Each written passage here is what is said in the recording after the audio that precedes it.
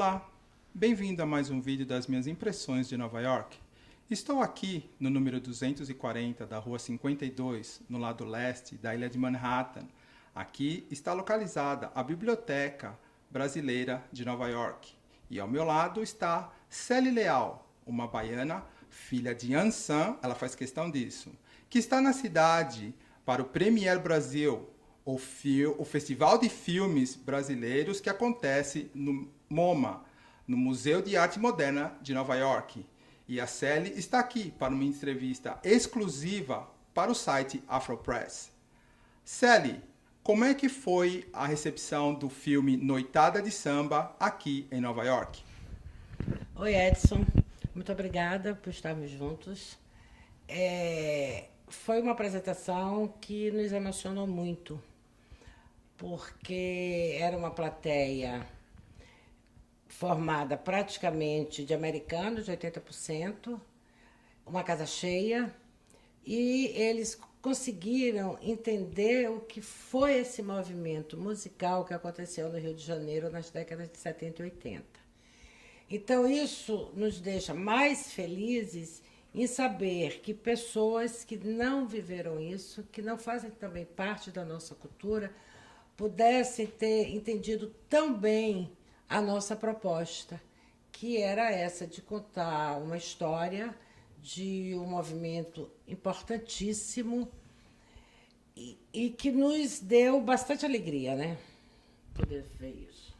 E conta para nós, qual foi a importância dessa noitada de samba por 13 anos que aconteceu no Rio de Janeiro? Qual a importância disso, não só na parte cultural do Rio de Janeiro, mas na parte cultural brasileira? Qual a importância da noitada de samba, não só para o Rio, mas também para o Brasil todo? Olha, a noitada de samba ela teve uma importância muito significativa, primeiro, por ter levado aos palcos da Zona Sul cantores, intérpretes, compositores que não tinham onde mostrar o seu trabalho a não ser no seu reduto. Ora, e eram pessoas da periferia dos morros cariocas, que normalmente, né, a grande maioria é formada por negros. Então foi um espaço aberto para que esses negros, né, talentosos, pudessem mostrar os seus trabalhos e, a partir dessa vitrine que era a Noitada de Samba, eles irem gravar discos, viajarem, fazerem shows e registrar canções que talvez não estariam registradas se não fosse para a Noitada de Samba. Né? Muitos daqueles cantores talvez não tivessem hoje fazendo sucesso. E deu para perceber no seu documentário pessoas como Cartola, a Dona Ivone Lara, a Martinho da Vila, a Dona Zica e outros, o que podemos chamar de velha guarda. Você, com esse filme, resgatou a memória dessas pessoas. E nós sabemos que, na época, antes até de 71, o samba era associado com um marginal, como uma pessoa que não trabalhava. Tanto é que no filme nós vemos que a polícia para as pessoas e pergunta: o que você faz? Eu sou sambista, então isso não é profissão. Como é que você viu isso? Essa associação que a sociedade em geral tinha do negro associado ao samba era uma coisa marginal, porque o samba não era aceito ainda pela sociedade em geral como é hoje. Olha, na verdade, é uma história que vem até anterior a essas décadas. Pela própria situação do negro que chegou aqui como escravo. E o que ele trouxe da cultura dele foi perseguida, que já era o candomblé. O samba, na verdade, já vem através dessas pessoas, né? Todas elas eram voltadas para a cultura religiosa afro. E dali também veio o samba. Você imagina, se um culto religioso não era permitido, porque era feito por negros, também o samba não era permitido por ser feito por negros. Então tem um momento no filme que é um depoimento de um pesquisador, Rubens Confetti, que ele diz o seguinte: nós vivíamos ocupando nosso pequeno espaço. É a noitada que favorece que esse espaço se amplie. Porque, mesmo na década de 60, o sambista ainda não era bem visto. A escola de samba era coisa pro povo. Né? Depois é que o negro faz, e faz bem feito, aí a classe média vem tomar conta, o negro que começou a história é alijado. Então, o que a noitada faz é dar dignidade a uma profissão. Na verdade, a profissão sambista, ela passa a existir, ao meu ver, pelo que eu pesquisei, pelo que eu senti, a partir da noitada de samba. É quando essas pessoas começam a fazer um trabalho convidado por empresários, né, aqueles cantores, tendo o seu cachê, tendo o seu contrato. Antes da noitada, dava uma bebida, uma comida. Então, a noitada faz com que o sambista ele comece a se profissionalizar. Desperta nas gravadoras o interesse para gravar, porque a gravadora viu, esse pessoal vai vender. Porque tanta gente vem aqui assisti-los, essas pessoas que estão assistindo, com certeza vão comprar o disco que essas pessoas gravarem, que esses cantores gravarem. Então, a noitada tem uma importância fundamental ao dar dignidade a uma profissão, a profissão do sambista. E, Celi, quantos anos você tinha quando viu a noitada de samba pela primeira vez? E o que você sentiu, se você consegue lembrar, o que você sentiu naquela noite que você viu uma dessas pessoas no palco tocando em frente a essa plateia? A primeira vez que eu assisti a noitada, eu estava com 24 anos. E na hora que eu vi as pessoas cantando, me emocionou. Primeiro porque eu estava vendo pessoas que eu conhecia a música e não conhecia o rosto. Né? Eu sabia da música porque tocava nas rádios de Salvador. Depois era aquela confusão alegre, que é muito uma característica também de baiano. Né? Que na Bahia, a gente estava ouvindo samba numa festa de largo. Aí estava todo mundo dançando ali junto, come, bebe. Então eu me vi dentro de um teatro como se eu estivesse numa micro festa de largo. Eu tinha música, a diferença é que a música ali no teatro estava sendo superior à que a gente ouvia lá. Mas eu tinha música, eu tinha a bebida, eu tinha as pessoas sambando, eu tinha uma confraternização. Eu disse, gente, isso é uma festa de rua num lugar fechado. E uma alegria que se estendia quando a noitada acabava. Quando acabava a noitada de samba, as pessoas que saíam de lá sempre iam para algum bar, algum restaurante, com aquele espírito alegre. Você vê também uma plateia muito diversificada.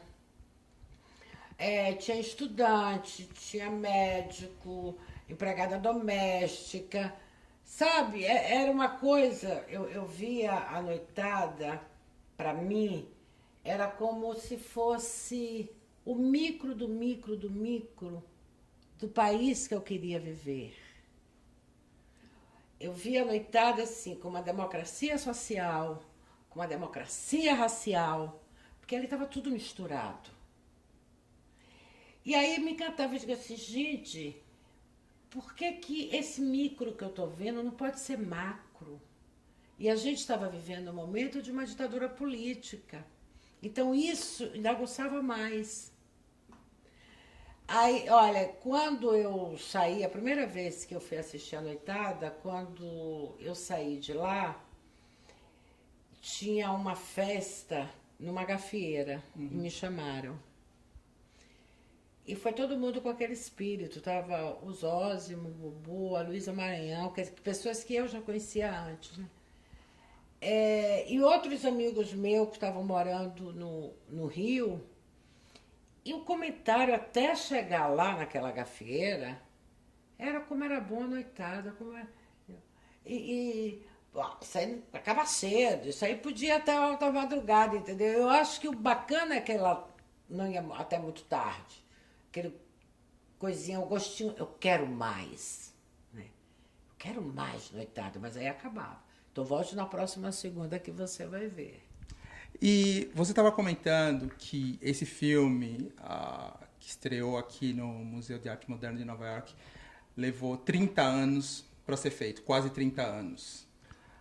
Foi, porque quando eu pensei em 78, eu pensei assim, eu quero registrar isso para levar para meu pai, minha mãe, minha família que estava lá e meus amigos. Olha que coisa linda que eu vi no Rio de Janeiro. A primeira intenção era essa.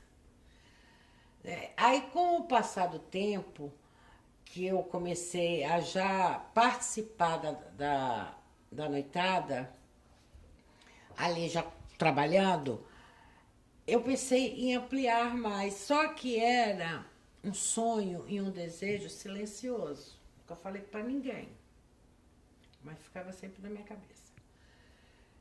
Somente em 97, 98, eu comentei com uma amiga minha, a Márcia Guimarães, que é autora do livro, foi quem fez o texto do livro, da Noitada de Samba. E ela achou genial, ela fez, faça. Você tem uma paixão tão grande por isso. Márcia, eu me lembro disso, eu tinha tantas histórias. E aí ela fez, faça. Poxa, você, amiga do Coutinho, amiga do Baia, fale com eles. Aí eu primeiro falei com o Coutinho. Aí ele falou, tá. Aí falei com o Baia, vamos pensar. E aí nós fizemos uma reunião, eles fecharam e fizemos o projeto, né? Eu montei o projeto, passei para a Márcia Guimarães, que deu todo um texto, um formato, que era muito boa para essa história, e fui captar e não consegui. Eu mandei para várias empresas de bebida, empresa de iluminação, Eletrobras, Petrobras, várias vezes. Eu mandei para várias empresas, inclusive para a Petrobras, que não fui contemplada. E essa espera do patrocínio é que demorou. Foram 10 anos. E todo ano eu falava assim, esse ano sai, esse ano sai. Eu já estava desacreditada, na verdade, assim, não pela Márcia. A Márcia falava, ela fala com tanta convicção que ela vai fazer. Mas eu já falava pro Boicotinho meio envergonhada, entendeu? Que tipo, pô, eles se comprometeram, de repente alguém até já propôs isso e como eles deram a palavra a mim, estão segurando, eu me senti um pouco constrangida e um pouco incomodada. Não dava a entender para eles, claro, mas eu ficava assim, será que eu vou conseguir? Não, mas eu vou conseguir. Então, eu acho que minha conquista, assim, maior foi ter conseguido o patrocínio. E a minha alegria, o meu contentamento, vem muito de olhar e falar assim, valeu a pena, essa história não podia não ser contada. Ou não poderia ser esquecida. Porque as pessoas, como antes da noitada de samba, havia tido algumas incursões de roda de samba, era muito confuso. As pessoas não estavam sabendo quem foi quem nessa história.